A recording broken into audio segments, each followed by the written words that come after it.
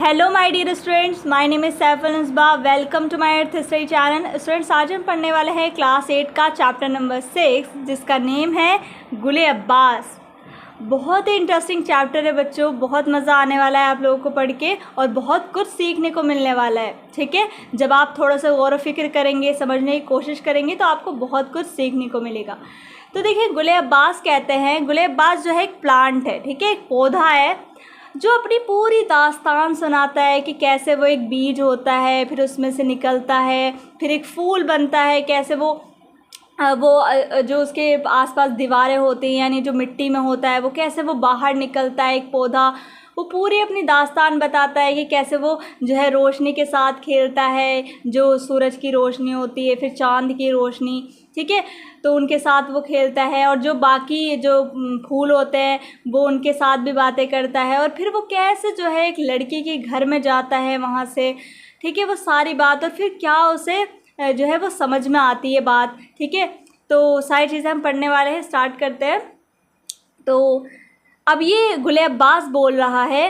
वैसे तो बच्चे प्लांट बोल नहीं सकते हैं, लेकिन यहाँ पे जो ये पौधा है वो बात कर रहा है और वो बोल रहा है कि मैं एक छोटे से काले काले बीज में रहता था, ठीक है, यही मेरा घर था, इसकी दीवारें खूब मजबूत थीं और मुझे इसके अंदर किसी का डर ना था। ये दीवारें मुझे सर्दी से भी बचाती थी और गर्मी से भी। कुछ दिन तो मैं इधर उधर रहा, लेकिन मेरा घर काली मिट्टी में दबा दिया गया। आपको पता है कि एक बीज होता है, जब तक उसे मिट्टी में ना दबाया जाए तब तक वो फूल नहीं बनता है। तो ये बताता है गुले अब्बास कि मैं जो है इस बीज के अंदर था पहले और ये बीज जो है इसकी दीवारें थी, तो मैं जो है बहुत अच्छे से रहता था वहाँ पे, और लेकिन मेरा घर एक दिन काली मिट्टी में दबा दिया गया कि कोई उठाकर फेंक ना दे और मैं किसी शरीर लड़के के पाँव तले ना आ जाऊँ, यानी किसी जो शरारती बच्चे होते हैं उनके पैरों तले ना आ जाऊँ मैं।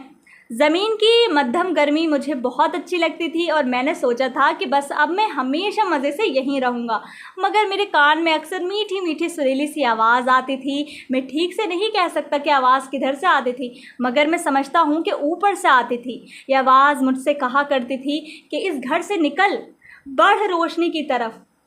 लेकिन मैं ज़मीन में अपने घर के अंदर ऐसे मज़े से था कि मैंने इस आवाज़ के कहने पर कान न धरा, और जब इसने बहुत पीछा किया तो मैंने साफ कह दिया कि नहीं, मैं तो यहीं रहूँगा।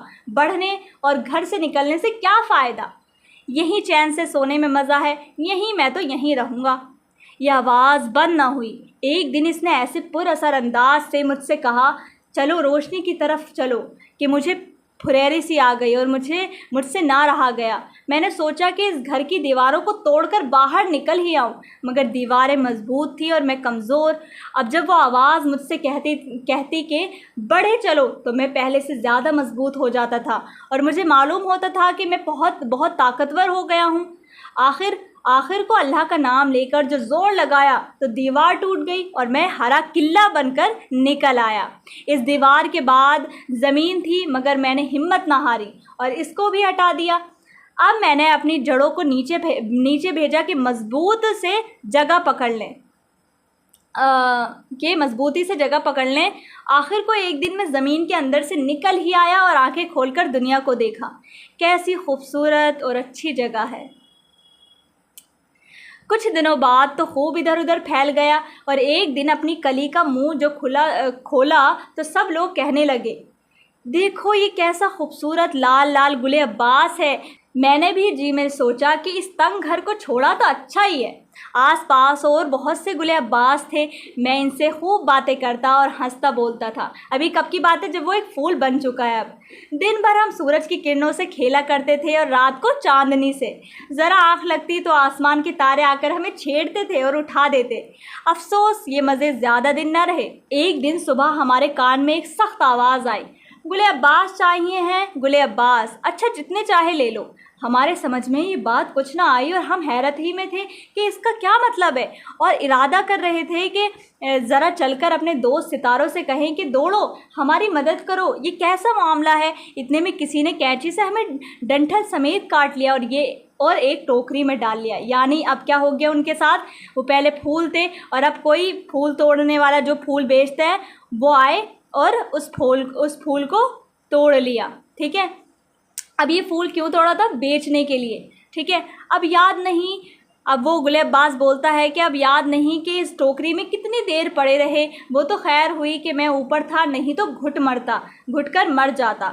शायद मैं सो गया हूँगा, क्योंकि जब मैं उठा हूँ तो मैंने देखा 5-6 और साथियों के साथ मुझे भी एक खूबसूरत धागे से बांधकर किसी ने गुलदस्ता बनाया है।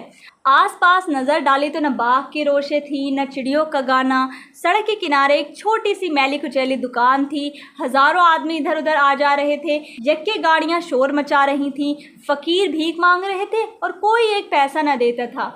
मेरा जी ऐसा घबराया कि क्या कहूँ। सितारों को ढूंढा तो इनका पता नहीं, चांद को तलाश किया तो वो गायब। सूरज की किरणें भी सड़क तक आकर रुक गई थी और मैं पुकारते पुकारते थक गया कि मुझे जानती हो, रोज़ साथ खेलती थी, ज़रा पास आओ और बताओ कि मामला क्या है। मगर वो एक न सुनती थी। शाम होने को आई तो एक खूबसूरत लड़की दुकान के पास से गुजरी। हमारी तरफ देखा। फूलों वाले ने मुझे और मेरे साथियों को इस ज़ोर से झटका देकर लड़की के सामने रखा कि मेरी ऊपर की सांस ऊपर और नीचे की नीचे रह गई।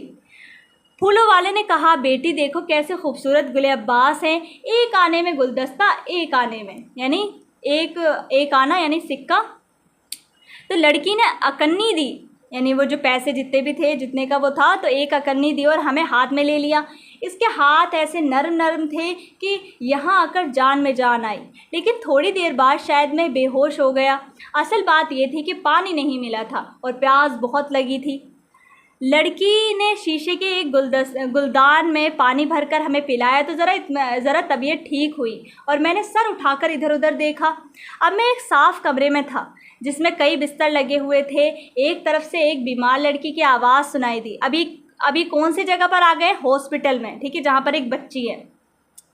अब वो देखते हैं कि एक बीमार लड़की की आवाज़ सुनाई दी उसे गुले अब्बास को कि डॉक्टर साहब, क्या मैं अच्छी नहीं होंगी? क्या अब मैं कभी चल फिर ना सकूँगी? क्या कभी बाग में खेलने ना जा सकूँगी? और क्या अब कभी गुले अब्बास देखने को ना मिलेंगे? ये कहते कहते बच्ची की हिचकी बन गई। आंखों से आंसू पोंछकर करवट ली तो इसको मैं और मेरे साथी गुलदान में रखे हुए दिखाई दिए। लड़की खुशी से तालियां बजाने लगी। पास जो नर्स खड़ी थी, इसने हमें उठाकर इस लड़की के हाथ में दे दिया। इस प्यारी बच्ची ने हमें चूमा। इसके गोरे गोरे गालों में हमारी सुर्खी की ज़रा सी झलक आ गई। इस वक्त समझ में आया, अब ये बात बहुत इंपॉर्टेंट है बच्चों की, जो गुले अब्बास को समझ में आए, कि इस वक्त समझ में आया कि बीच का घर छोड़कर रोशनी की तरफ बढ़ने की गर्ज यही थी कि एक दुखियारी बीमारी बच्ची को कम से कम थोड़ी देर की खुशी हमसे मिल जाए। तब उसे क्या समझ आया गुले अब्बास को कि जो मैं बीच से निकला हूँ, फिर वो जो रोशनी को हमने छोड़ा है, फिर जो मैं यहाँ तक आया हूँ, तो उसका सारा क्या मतलब था? उसका ये मतलब था कि बस मैं एक दुखियारी बच्चे की मुंह पर खुशी ला पाऊँ। तो ये ये ज़िंदगी का मतलब था। तो इससे बच्चों हमें बहुत, अगर आप सोचें बैठने, तो इसका मतलब ये है कि मतलब देखिए इस दुनिया में कितने दुखी लोग हैं, हर कोई परेशान है।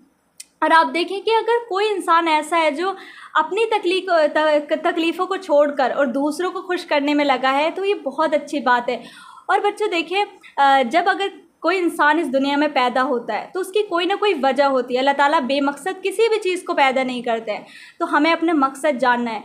हमारा मकसद क्या है? लोगों के साथ भलाई करना, उनके चेहरों पे खुशियाँ लाना। पर ये बहुत बड़ा मकसद है बच्चों, ये हर कोई नहीं चाहता है। हर कोई सिर्फ अपने अपने में लगा है कि बस मैं खुश हो जाऊँ, मैं खुश हो जाऊँ। लेकिन बच्चों ये बहुत बड़ा मकसद है ज़िंदगी का कि हम अगर दूसरों के चेहरों पर खुशी ला पाएँ, ठीक है। तो आप लोग बैठकर सोचें थोड़ा कि हमारी ज़िंदगी का आखिर मकसद क्या है, ठीक है। क्या हमारी ज़िंदगी का मकसद ये है कि हम दूसरों को परेशान करें, दूसरों को तकलीफ़ें दें? नहीं, बिल्कुल भी नहीं। तो चलें फिर बच्चों, मिलते हैं नेक्स्ट वीडियो में। नेक्स्ट वीडियो में मैं आपको सवाल जवाब करा दूँगी और अल्फाज मायने मैं आपको अलग से करा दूँगी, ठीक है। तो फिर चलें, मिलते हैं नेक्स्ट वीडियो में। अल्लाह हाफ़िज़।